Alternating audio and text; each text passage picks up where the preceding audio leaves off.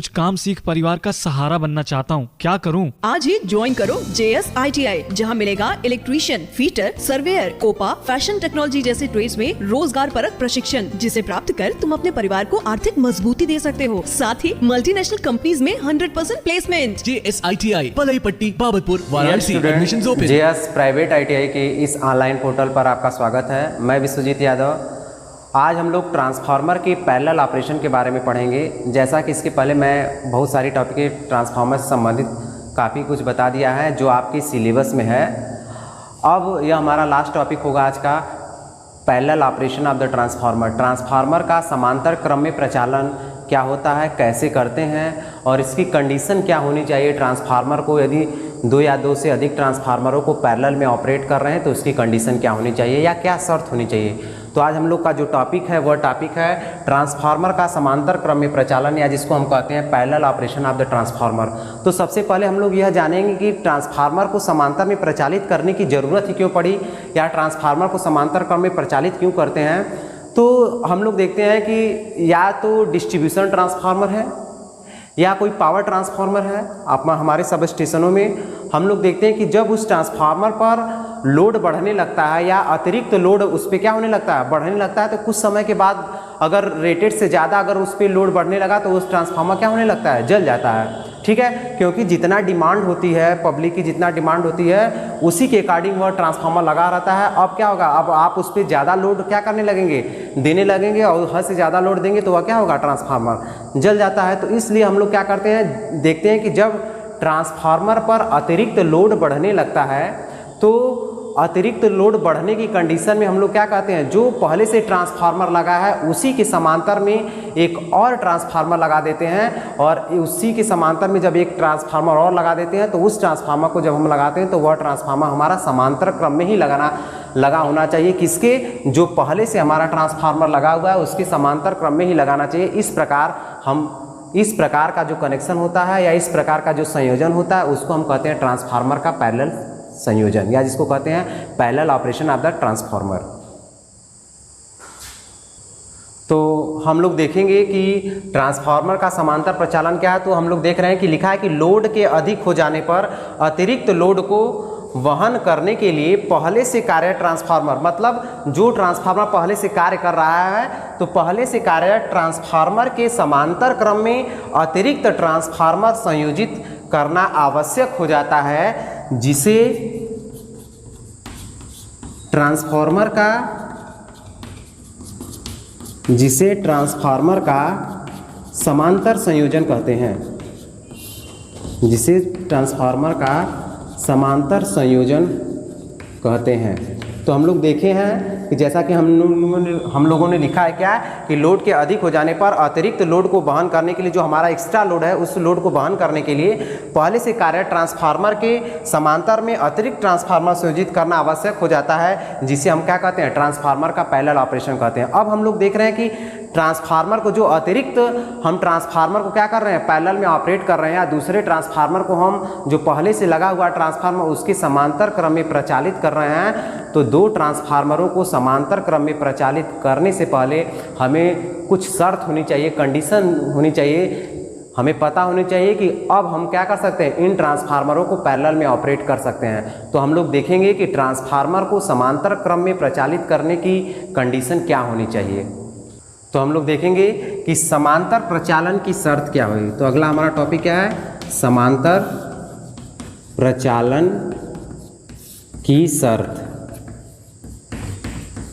कह सकते हैं, जिसको कंडीशन फॉर पैरेलल ऑपरेशन।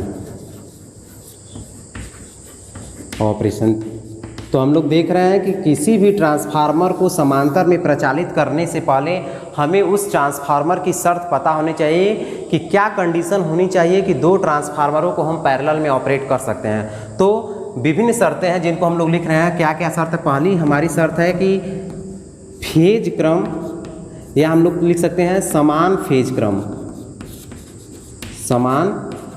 क्रम, जिसको कहते हैं सेम फेज सीक्वेंस। दूसरा समान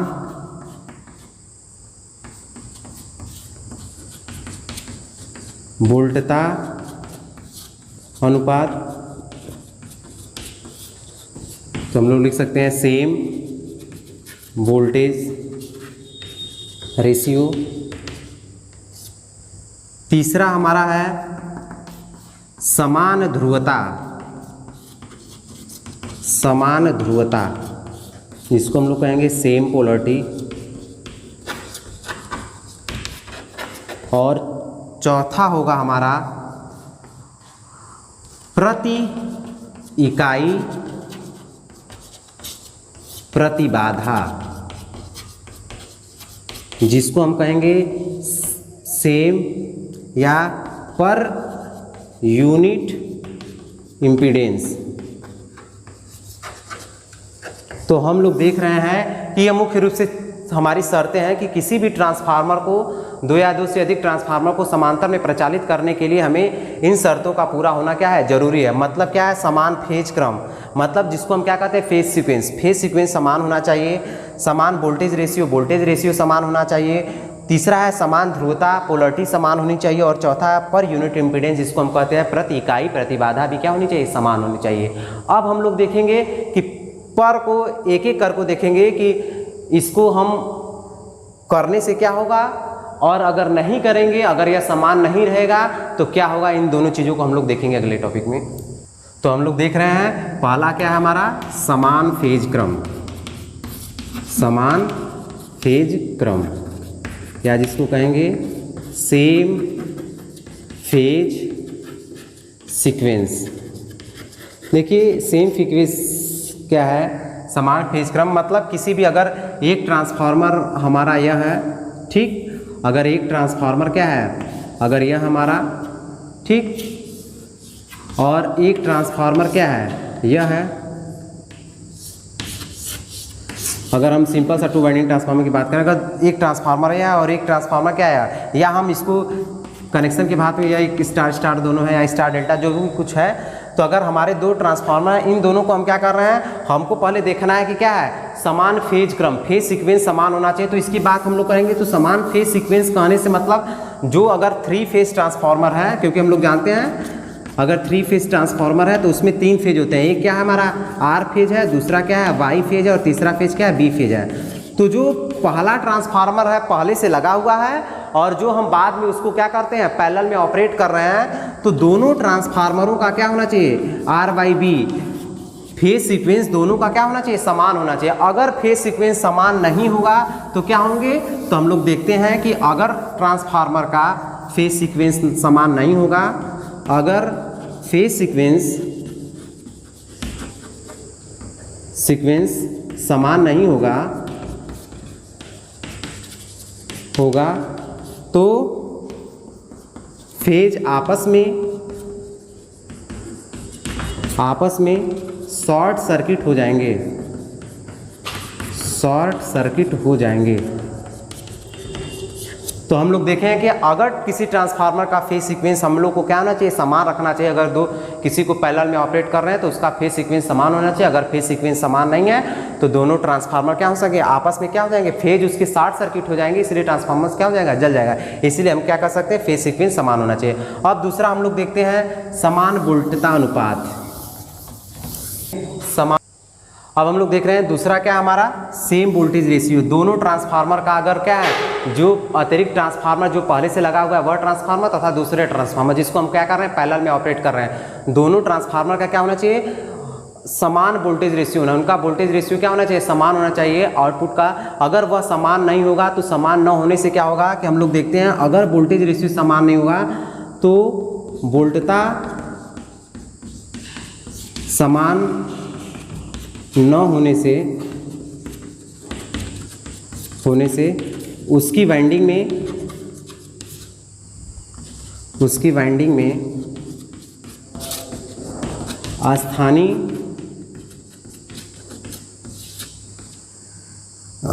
जो होगा I²R लॉसेस, हानियाँ का मान बढ़ जाता है। हम लोग देखते हैं कि जो आउटपुट सेकेंडरी का वोल्टेज होना चाहिए वह सेम वोल्टेज होना चाहिए, उन दोनों का वोल्टेज रेशियो क्या होना चाहिए, सेम होना चाहिए। अगर वोल्टेज रेशियो सेम नहीं होगा तो जो स्थानीय क्रिया दोष होगा या जिसको हम कहते हैं आई स्क्वायर आर लॉसेस, उस आई स्क्वायर आर लॉसेस में क्षतियाँ क्या होने लगेंगी, ज़्यादा होने लगेंगी। इसलिए हम लोग देखते हैं कि जो वोल्टेज रेशियो होना चाहिए उसका क्या होना चाहिए, वोल्टेज रेशियो भी समान होना चाहिए। अब हम लोग तीसरा देखेंगे, हमारा क्या होना चाहिए, समान वोल्टेज रेशियो। मतलब अगर कोई भी ट्रांसफार्मर है तो उसका प्राइमरी और जो सेकेंडरी में जो वोल्टेज इंड्यूस्ड हो रहा है, हम कह सकते हैं प्राइमरी इंड्यूस्ड वोल्टेज और सेकेंडरी इंड्यूस्ड वोल्टेज दोनों क्या होना चाहिए, समान होना चाहिए। अगर पोलैरिटी मतलब जो प्राइमरी इंड्यूस्ड वोल्टेज और सेकेंडरी इंड्यूस्ड वोल्टेज है, मतलब जो प्राइमरी वाइंडिंग और सेकेंडरी वाइंडिंग में जो वोल्टेज उत्पन्न हो रहा है, जो विद्युत वाहक बल उत्पन्न हो रहा है, वो क्या होना चाहिए, एक ही दिशा में होना चाहिए। ठीक है, दोनों का जो वोल्टेज उत्पन्न हो रहा है उसका क्या होना चाहिए, पोलैरिटी के कारण वह क्या होगा, एक ही दिशा में उत्पन्न होगा। नहीं तो क्या होंगे, अगर दोनों क्या होंगे, विपरीत नेचर के होंगे, तो जिससे आउटपुट वोल्टेज का मान क्या हो जाएगा, घट जाएगा। इसलिए हमें क्या रखना चाहिए, जो पोलैरिटी होनी चाहिए ट्रांसफार्मर की, वो पोलैरिटी भी क्या होनी चाहिए, समान होनी चाहिए। अगर पोलैरिटी समान नहीं रहेगी तो वोल्टेज का मान क्या हो जाएगा, घट जाएगा। क्योंकि प्राइमरी में जो इंड्यूस्ड ईएमएफ है और सेकेंडरी में इंड्यूस्ड ईएमएफ अगर क्या है, एडिटिव नेचर के नहीं है, दोनों जुड़ने वाले नेचर के नहीं है, तो एक क्या होगा, ज़्यादा होगा, एक कम होगा, तो दोनों क्या होंगे, सब्सट्रैक्टिव नेचर के होंगे, जिससे क्या होगा, आउटपुट वोल्टेज का मान कम हो जाएगा। इसलिए हमें पोलैरिटी क्या होनी चाहिए, समान रखनी चाहिए ट्रांसफार्मर की।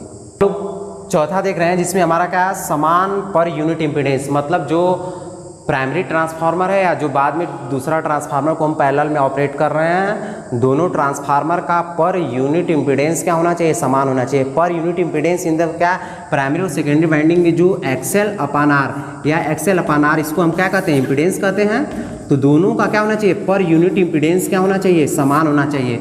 जो भी दोनों ट्रांसफार्मर हम क्या कर रहे हैं, पैरेलल में ऑपरेट कर रहे हैं, दोनों का पर यूनिट इम्पीडेंस समान अगर नहीं रहेगा तो हम लोग देखते हैं क्या होगा। अगर पर यूनिट इम्पीडेंस समान नहीं है तो दोनों ट्रांसफार्मर क्या होंगे, अगर एक ट्रांसफार्मर क्या होगा, उच्च पावर फैक्टर पे चलेगा, एक ट्रांसफार्मर हमारा क्या होगा, उच्च पावर फैक्टर पे चलेगा, उच्च पावर फैक्टर पर कार्य करेगा,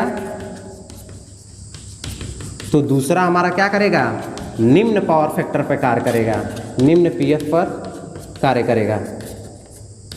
तो हम लोग देख रहे हैं, अगर दोनों ट्रांसफार्मर का पर यूनिट इम्पीडेंस समान नहीं है तो दोनों ट्रांसफार्मर अलग अलग पावर फैक्टर पे काम करेंगे, जिसमें एक क्या होगा, हाई पावर फैक्टर पे काम करेगा तथा दूसरा हमारा क्या करेगा, लो पावर फैक्टर पे काम करेगा। इसलिए हमें दोनों ट्रांसफार्मर का पर यूनिट इम्पीडेंस क्या होना चाहिए, समान होना चाहिए। अब हम लोग देखेंगे कि अगला टॉपिक हमारा समांतर प्रचालन के लाभ क्या क्या हैं, एडवांटेज। दो ट्रांसफार्मर को पैरेलल में ऑपरेट कर रहे हैं तो उसके क्या लाभ हैं। तो हम लोग पहला लाभ यह देखेंगे कि अगर ट्रांसफार्मर को क्या कर रहे हैं, पैरेलल में ऑपरेट कर रहे हैं, तो जो अगर दो ट्रांसफार्मर समांतर में प्रचालित हो रहे हैं तो अगर किसी भी एक ट्रांसफार्मर में खराबी आ जाती है, किसी एक ट्रांसफार्मर क्या हो जाएगा, किसी एक ट्रांसफार्मर में क्या हो जाएगा, अगर खराबी आ जाएगी तो हम क्या कर सकते हैं, उसको हटाकर, उस ट्रांसफार्मर को हटाकर दूसरे ट्रांसफार्मर पर विद्युत सप्लाई को क्या करते हैं, लगातार बनाए रख सकते हैं। अगर हमारा क्या हो गया, एक ट्रांसफार्मर खराब हो गया तो हम क्या कर सकते हैं, एक ट्रांसफार्मर को पैरेलल ऑपरेशन से हटा दें तो एक ट्रांसफार्मर हमारा विद्युत सप्लाई को क्या कर सकता है, बनाए रख सकता है। तो इसलिए हम क्या कर सकते हैं, यह हमारा ट्रांसफार्मर का एक लाभ है। दूसरा लाभ है यह कि ट्रांसफार्मर को पैरेलल में ऑपरेट किए हैं तो समांतर प्रचालन में क्या होती है, दक्षता क्या हो जाती है, उच्च हो जाती है। समांतर प्रचालन में दक्षता प्रायः उच्च होती है।